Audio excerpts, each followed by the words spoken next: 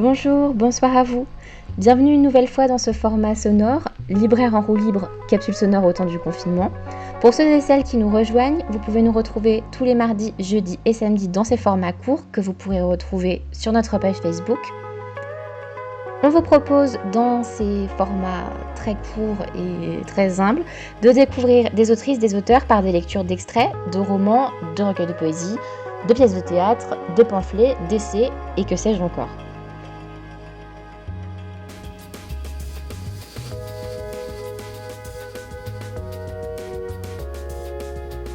Aujourd'hui, j'ai choisi de partager avec vous une lecture que j'ai littéralement engloutie en septembre dernier. Il s'agit de Wild, un roman autobiographique de Cheryl Strayed.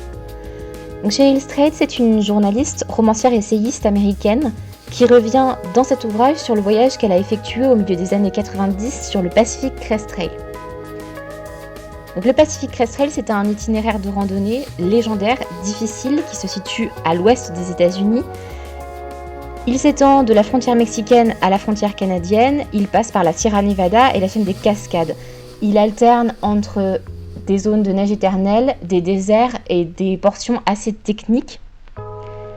Et Cheryl Strayed, elle a une vingtaine d'années et elle décide de partir seule avec son sac à dos, ses peines, ses rancœurs et les souvenirs de sa vie qui n'était pas forcément facile. Et elle entreprend ce chemin sans préparation, sans être une professionnelle de la montagne ou de l'alpinisme. Elle est d'une grande ténacité, d'un grand courage, d'une grande intelligence.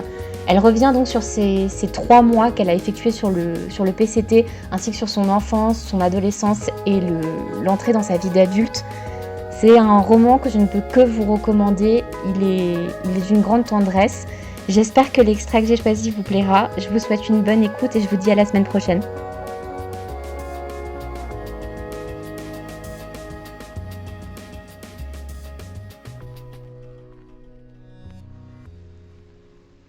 De petits nuages de poussière tourbillonnaient sous le soleil éblouissant qui brillait au zénith. Je me trouvais à un peu plus de 1100 mètres d'altitude, entourée dans toutes les directions par des montagnes beiges et dépouillées, parsemées de touffes de chaparral, d'arbres de Josué et de broussailles hautes comme la taille.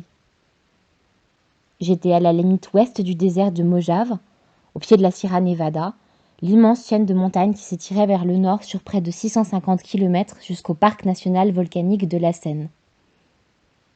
Là, elle rejoignait la chaîne des Cascades qui longeait le nord de la Californie, traversait l'Oregon et l'État de Washington et se terminait un peu après la frontière canadienne. Ces 2 chaînes de montagnes deviendraient mon univers pour les 3 prochains mois. Leur crête serait ma maison. Sur un poteau, planté près du fossé, j'ai repéré une plaque en métal grande comme la main qui annonçait Pacific Crest Trail. J'y étais. Je pouvais enfin commencer.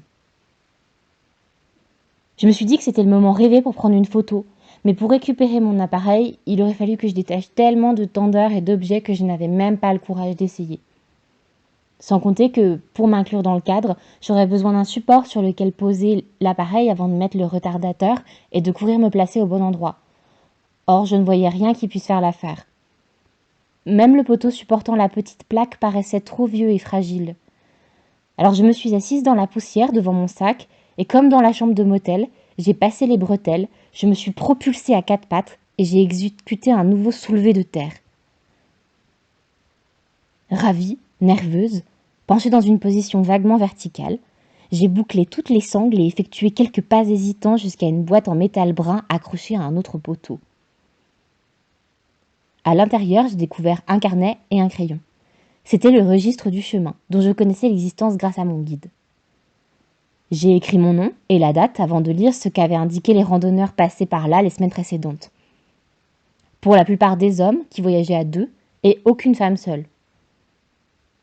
Je me suis attardée un peu, envahie par une bouffée d'émotion devant l'importance de l'instant. Puis je me suis rendu compte que je n'avais plus qu'à y aller. Alors je me suis lancée.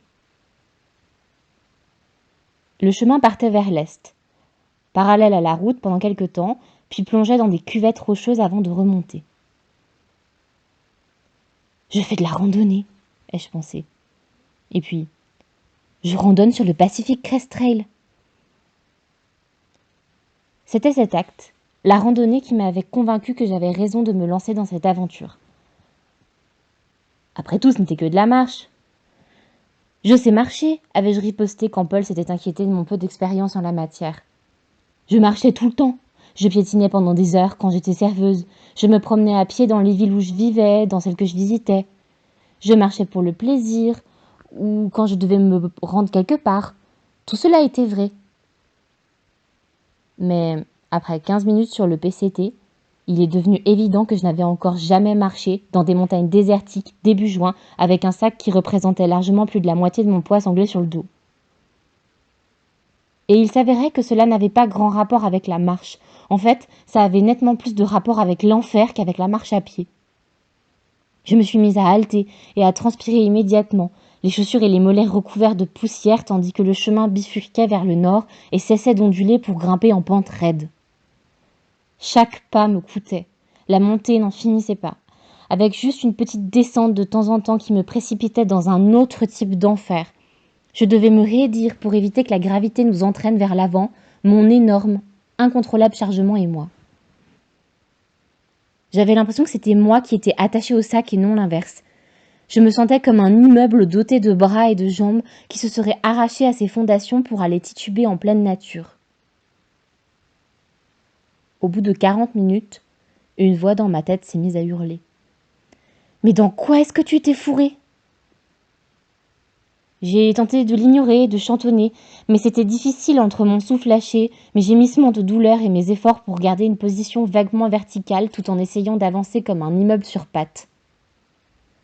Alors je me suis concentrée sur ce que j'entendais.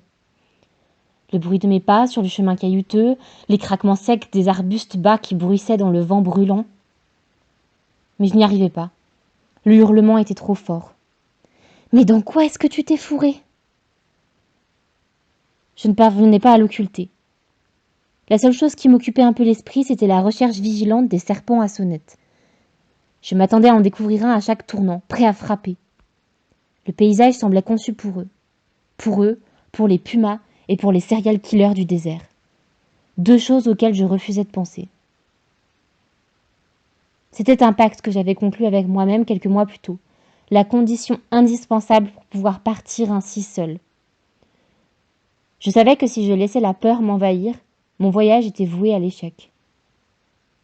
La peur est en grande partie due aux histoires qu'on se raconte, alors j'avais décidé de me raconter autre chose que ce qu'on répète aux femmes. J'avais décidé que je ne courais aucun danger. J'étais forte, courageuse, rien ne pourrait me vaincre.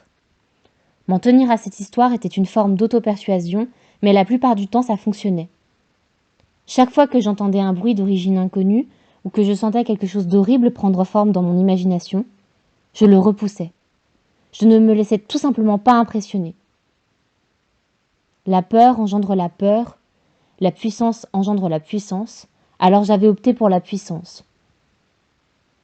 Et il n'a pas fallu longtemps pour que je cesse réellement d'avoir peur. De toute façon, je faisais trop d'efforts pour y penser.